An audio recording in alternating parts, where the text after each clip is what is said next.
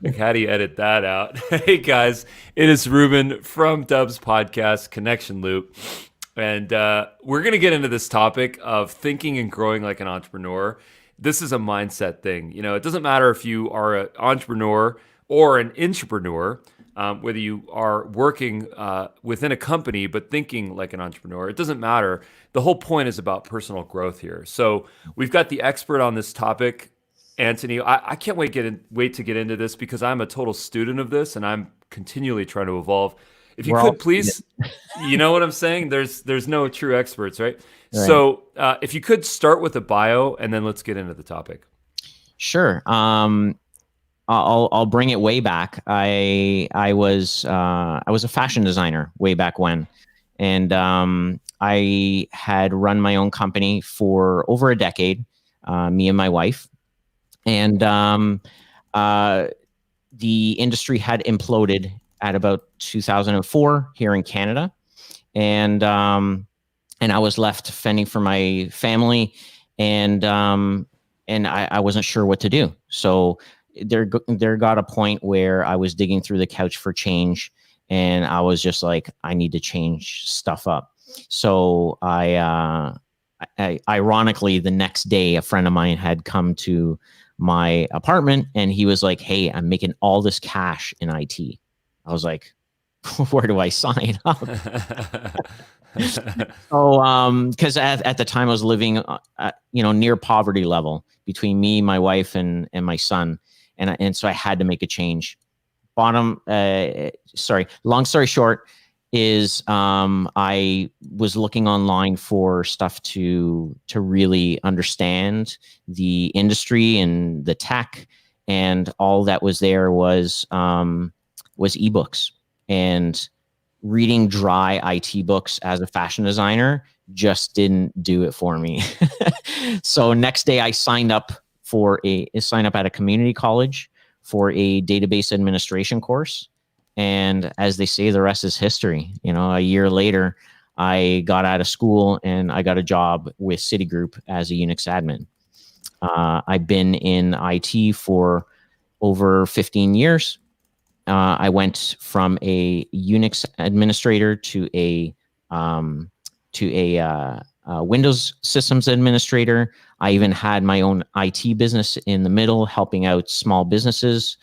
And eventually I moved into a DevOps engineer. I don't want to get too complex with the tech here, but being a DevOps engineer meant that I had to constantly learn new technologies. And so I had gotten into cloud, and I was taking all these certifications. And I found that the more certifications I got, the better I became at the tech, the better job that I got, the more money that I got paid. So it was this really nice trickle effect. And eventually it just became almost addictive. And it really struck me one day that how important it was. And other people started to ask me, Antoni, how did you do it? How did you, make it from fashion to IT? And it was all about that learning mindset. And so when I had left corporate, I decided that I wanted to give back. And the way for me to give back was for me to give somebody that same blessing that I had, which was to, get the learnings that they needed in order to better their lives.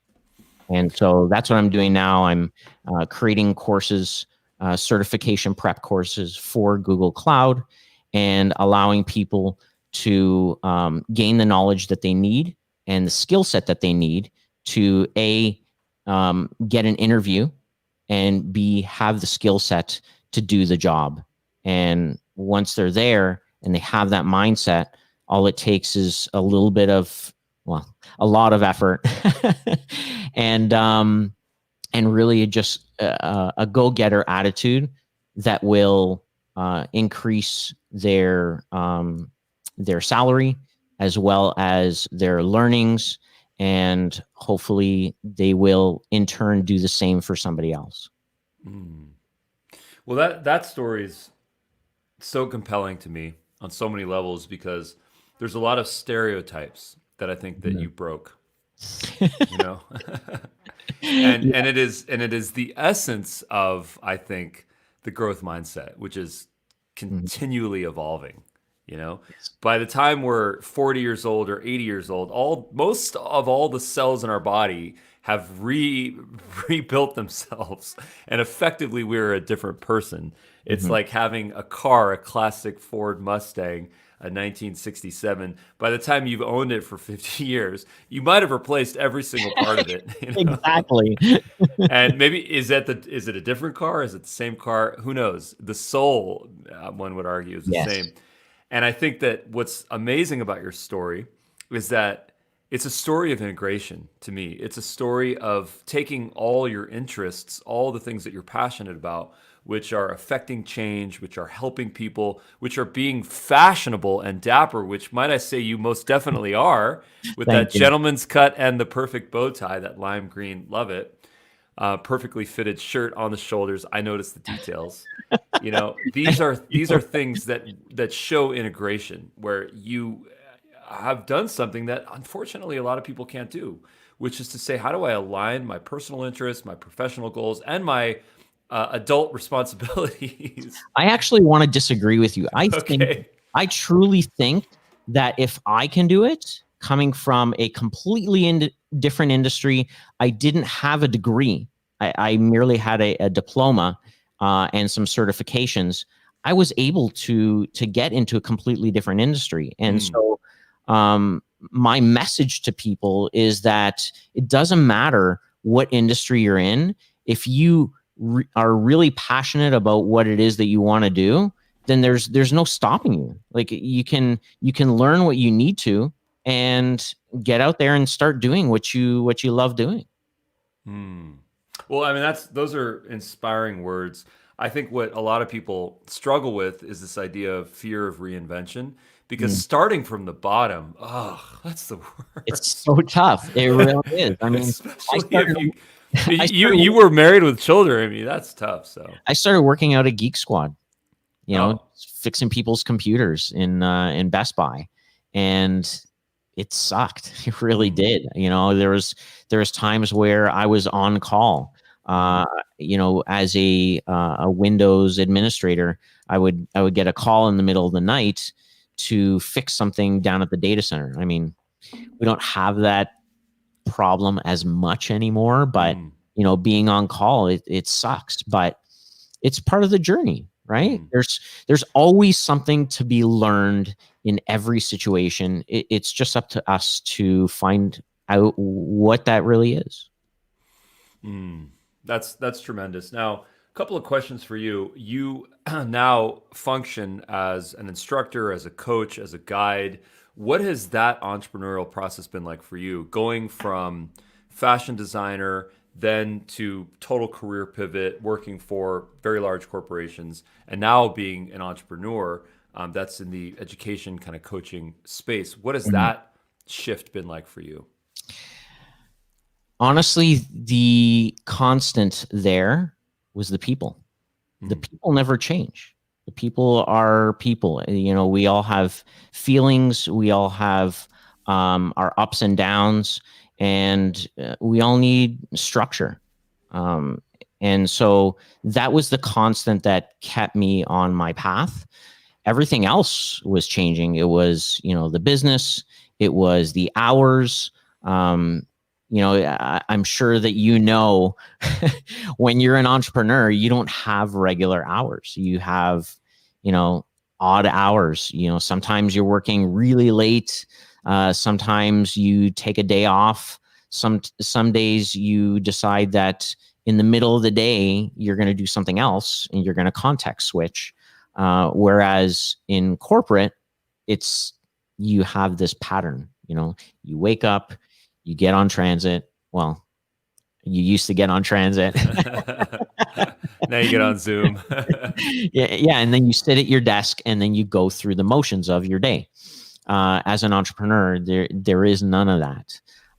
It's more you have to structure yourself. You have to be self-disciplined. but the people is is the constant there. And so as long as I have people within my day, then everything else just, I guess, revolves around it. Mm. Nice, man. Nicely put. What is this idea of having a growth mindset? What does that mean to you? It means that failure is always an option. Hmm. So it doesn't matter what you're doing. If you fail, hey, it's learning in disguise. You take it, you learn from exactly what you did, and you go ahead and try it again, and you keep on trying. And this is a mindset that we're not taught. I don't know about you, but with my parents, or my parents' generation, they were taught that failure is bad. Hmm. Failure is not bad. Failure is merely learnings. Because if you don't go ahead and try something, then you don't know if it's going to work. How many times have you seen these millionaires fail, and they turn around and they all of a sudden create this great thing because they failed so many times. So I keep on telling people that, in order to have that mindset, you need to accept failure and embrace it. It's not a bad thing. We're taught that it was a bad thing, but it's not. It's actually a great thing, because the more you fail, the closer the closer you come to being successful. Mm-hmm. There's this idea of public shame, public humiliation, Mhm. shame within the family of failure. That moment when you're looking in between the pillows on the sofa for some extra Yeah. change to go to the dollar menu. Yeah.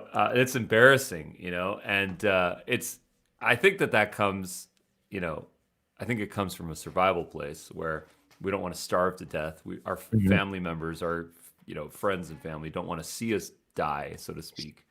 But at the same time, there's this idea and there's this faith, this hope, this optimism that we might have, Yes. knowing that, yes, this is a low moment today, Hmm. but tomorrow is where the opportunity is. And that's the Yes. pivot and that's the gift. It didn't happen to us, it happened for us. Hmm. You And know, and that's the thing is, a lot of people, they don't want to embrace it. I mean, we're all human beings. We all work the same. We all have the same inner workings. We all have a heart. We all have a brain. We all have a body, and we're not perfect. Anyone who says that they've never failed, they're either lying or they haven't left the house. They haven't done anything. They've just sat on the couch. But even then, you could fail. right? You could fall off the couch. Oh my gosh! You can put AAA batteries in the remote instead of AA batteries. Exactly, exactly. But I mean, everyone fails. We all come from the same place. We all come from the same starting point, and and, and so it's a common thing, but nobody talks about it. It's like a dirty little secret, and I aim to squash that. Yeah. Well, religion and faith and spirituality, I think, are a lot of driving forces for people because they can put their hand on their heart, Hmm. they can put their hands up to the heavens, and they can say, I don't understand this. This is challenging, but I know that there's a path for me. You know, atheists, on the other hand, I sometimes think, what is the faith that they can pull? Now, I say this tongue in cheek, obviously. I'm being a little funny here, but Yes. but but where I'm going with this is how can we tap into an idea of self-love and trust in the universe, knowing that there is light at the end of the tunnel when we are in a low moment. What is it that we can tap into if we don't necessarily have a God, have an emblem, have a deity, have some element of that? What is the self internal or external idea that we might connect to get us through those moments? Well, I can tell you what works for me, and that is you have to remember to be kind to yourself. Mm. You know, you're kind to your family, you're kind to the people that you love the most, but we tend to neglect ourselves. And we need to be kind to ourselves. And when we're kind, we tend to take a step back and really embrace that love for ourselves. And that's when the magic happens. That's when everything opens up and you start to reflect. But a lot of people like to bury the hurt, as I call it. And when you bury the hurt, it's kind of like, you know, that little dirt pile in your house and you kind of sweep it under the rug. Well, every time you sweep it under the rug, it eventually will come to a big mound. And, you know, when that big mound gets big enough, you're going to trip over it and you're going to fall flat on your face and you're going to hurt yourself.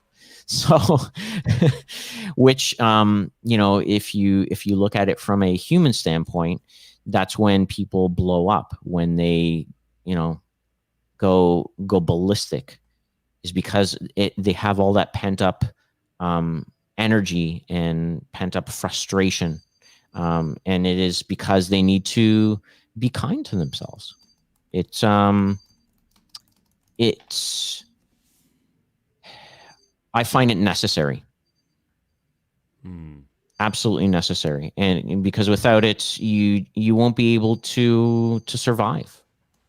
You know, you'll go through life having to deal with that hurt, knowing that it's there, and you're just waiting. You're trying to avoid it. It's kind of like a car going down the road and you're trying to swerve around other cars. Well, you're trying to swerve around that pain, and when you just give into it, there's so much beauty that comes of it. You know, I see a lot of people that I talk to when they go out for a job interview. They get so disappointed that the job that they really, really wanted, they didn't get. But they don't look at the upside, and that is that wasn't the job for them to begin with. There's another job that's just right for them, that's waiting for them. And all they need to do is find it. Yeah, those catalyst moments are such gifts. You know, I got a call from a friend yesterday in the evening, a dear friend, and he was telling me that he had a business opportunity that he had been pursuing, and that unfortunately it didn't work out. The other side went in a different direction, and you know, we started to talk about lead generation and marketing and how an entrepreneur, how a business owner, how someone that has a craft or a skill can promote themselves, doing stuff like this podcast or posting on LinkedIn, whatnot. So the conversation was a perfect conversation of low point, catalyst for change, and then curiosity for new methods and evolution in order to solve the ultimate problem, which is to earn and to fulfill purpose and to provide value to others. Yes. And you know, I was reminded of those moments in my life where I realized, you know what, there needs to be change. And this happened to me for a reason. I didn't get the job. I didn't get the client. I got rejected. And I think that if we don't do a good job to really take those moments and to self-evolve, and to see that there needs to be change, then it's just we're being remiss on our part. So I had so much admiration for him to raise his hand and say, how do I evolve? How do I change? Because a lot of people, they go into a hole. Yeah, so true. And I highly recommend to everyone that, you know, when you're in that place of uncertainty, reach out to anyone who will listen, because the greatest thing about self-help is that when you externalize it, when you talk to somebody about it, you know, whether it be a friend, a coach, or a therapist, you're actually coming to realizations because you're saying it out loud. And so it really helps. I do that with my wife all the time.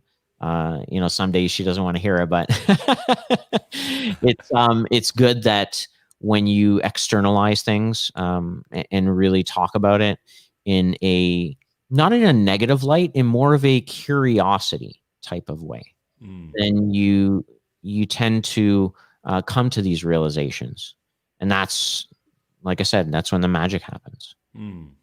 There's two things that I think about which conflict with this idea, and it makes it a little bit tougher. The first Okay. one is that I'd love to get your take on this. The first one is that when we try something new, assuming that we haven't failed miserably in the past and hurt people and burned other people's money, Yeah. when we try something new, friends and family give us a pat on the back. They support us. They like, they comment, they share, they buy our stuff. And it feels good. We feel validated. Wow, you know what? I've thought of a new business idea.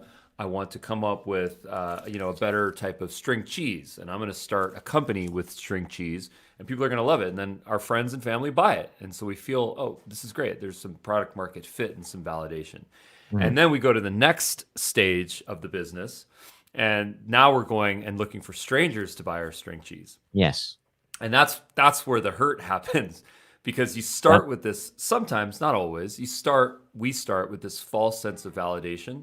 But then we go to the hardest part, which is finding not just customers, but repeating customers, people that will come back, evangelize, refer, leave testimonials to get that kind of social coefficient.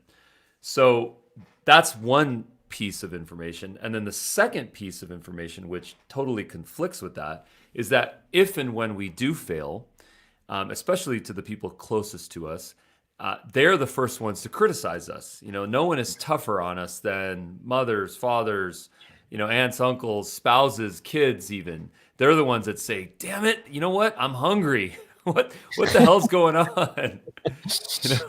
So our first believers become our first haters, sometimes, not always. You get the point. I'd love to get your take on this.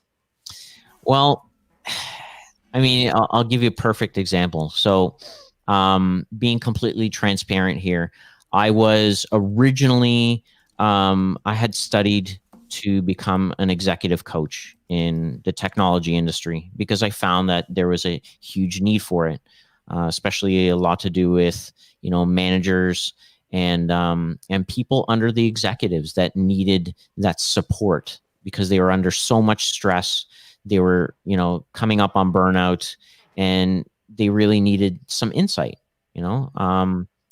But what had happened was when COVID hit, I was about to pivot into my business, but everyone was cutting out personal development within these technology corporations. So, I had just spent $15,000 on coaching classes, and I've done all this work on top of that to get my skill set right, and I've put in so many hours coaching other people, but I didn't see it as a waste. I saw it as, okay, maybe now is just not the time for me to launch this. What should I be doing? And it made itself available to me. Like it was right in front of my eyes. And that was, because my last job was training people, it was training for a corporation. Well, why not take that model and put it into my own business? So now I can train people without having to have that overhead or, management or whatever. And I can do it on my own time, and I can do it my way. And, this was the reflection point. But if I stop to say, oh, woe is me, and, I spent all this money and now it's a waste of money, and no, it's not, because I still do coaching. People still come to me and ask me for my opinion. They ask me for career paths. They ask me, some people even have trouble in their personal lives and they need somebody to talk to. And as another human being on this earth, I want to give back. I want to be kind. And when you're kind to others, you're also being kind to yourself. Mm. Well, So that's that was my reflection point. And, without it, um, I probably would have just been stuck. Yeah. yeah. Well, I think where a lot of folks feel stuck is in this idea of I am an entrepreneur Mm. if I'm lucky. Maybe I'm not. Maybe I'm a employee that doesn't get a lot of appreciation, Right. and I'm not challenged. But I want to be an entrepreneur. I want to start my own business as a side hustle, as a daytime hustle, as my full hustle. What would your advice be to folks that need to pay the bills, right? Mhm. And have their 9 to 5, but that want to initially start a 5 to 9 and then eventually a 9 to 9. So true. So true. I would recommend, and because I've done this a couple of times, I would recommend that, first of all, define what it is that you want to do.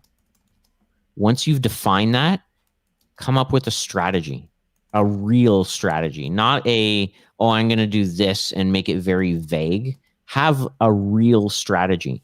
I mean, when I decided to open up my own business, I had put away enough money on the side that I was able to sustain myself for 6 months to make my business work. Because you can do a business on the side, they call it the side hustle. But if you really want to grow your business, as you need to put in the time. And, when you have family responsibilities and you want some, time for self-care, plus you have your job, it's really difficult. So, have a strategy in place, and you can do a 5 to 9 with a strategy. One way to do it is to do research, do tons of research, and make sure that what you're doing, the market is willing to bear. Also, make sure that what you're doing is what you really want to do. Try and picture yourself in that position, in that role. And if you can't picture yourself in that role day to day for at least a year, then it's not for you. And that's okay. It's okay for you to dream about it. It's okay for you to even do it for, a few months and say, you know what, this is not me. That's okay. Because now you know what you don't like. So you can move on to what you do like. So, test and try, see what you like. And if you don't like it, then, move on to maybe a spin-off of that and get a new strategy. And on top of the strategy, you need to commit to yourself. You have to have the passion and the drive. If you come home from work and you have this strategy and you want to do this business on the side, but you know what? Netflix just released this great new show and I want to binge watch it. Come on. What's more important, right? So you need to identify and commit. If you can't commit to your business, then you're not committing to yourself. You're not committing to your dream. And that means, to me, I see it as it's not a fit for you. And that's okay. Like I said, if you try something and you don't like it and it's not for you, then you know what you don't like, which means you're closer to what you do like. It's funny. You made me realize that so many people say now is the easiest time to start a business because we've got all this great tech in front of us. Everything is in the cloud. We can build a website in 10 minutes. We can put up our social accounts in a matter of minutes and start sharing content and generating leads or business. But on our computers and on our devices, we're also inundated with distractions. That new Yeah. Netflix show, you know, social posts, social pings. Yeah. There's a button that I think there's two buttons I think that can change someone's life. Number one is the airplane do not disturb icon on Yes. phones. And then the other one is the do not disturb icon Oh my God. on our Yes. desktops. Yes. The problem is that Apple, Google, they don't want to build a button for us that says, here's do not disturb mode for productivity, and here's do not disturb mode for family time or being on an airplane. Yeah. Because the first one is remove all the social pings, remove all the Netflix news show Yeah. pings, but keep some of the other ones, maybe email or LinkedIn. And then of course there's the other piece. So how can we better manage our time? I think that's what I'm trying to ask here. So one thing that helped me immensely, I don't know if you watched the documentary called The Social Dilemma. It's on my And list. yeah, you gotta watch it. It's on my distraction list of content to watch instead of working. So what the people on the documentary have recommended is to turn off your notifications. Okay. And man, it helped me immensely. So when you turn off your notifications, you're never inundated with, oh, I got new email. Oh, I got a new retweet. Oh, I got a new notification on Facebook. Oh, somebody responded to my post. No, you create times, and you can use this. You can use any type of app on your computer or your phone that will allow you to schedule your time accordingly. So you start off with what you're going to do in the morning. Most people, as soon as they wake up, and that's the worst thing to do. I mean, the greatest thing to do is when you wake up, have a 10 minutes of self-reflection. Just lie there in the silence, and you will be amazed at how your day will go. Amazed. I'm telling you, it'll change your life. Amazing. Well, I'm inspired. I have so much gratitude for you and for your time and hearing about your journey. Thank you so much for inspiring us and educating us. Where can folks learn more about you? LinkedIn, website? So my training site is training.antonyt.com. If you go to antonyt.com, you can find my coaching as well. LinkedIn, I practically live on LinkedIn. So you can get me there. As well, you can find me on Twitter at Antony's Cloud. And I am on Facebook as well. Usually pretty much all the social media channels. You can also find me on YouTube. So any of those avenues, I'm always willing to talk to people. I'm always willing to hear people out. And if you are looking to get into technology, if you are looking for advice on a career path into technology, I'm here to help. And I'll never say no. I always accept every connection request, and I'm always willing to help people.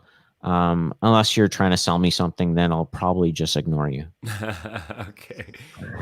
Fair enough. Well, stick around, and thank you so much for your time. Thank you so much.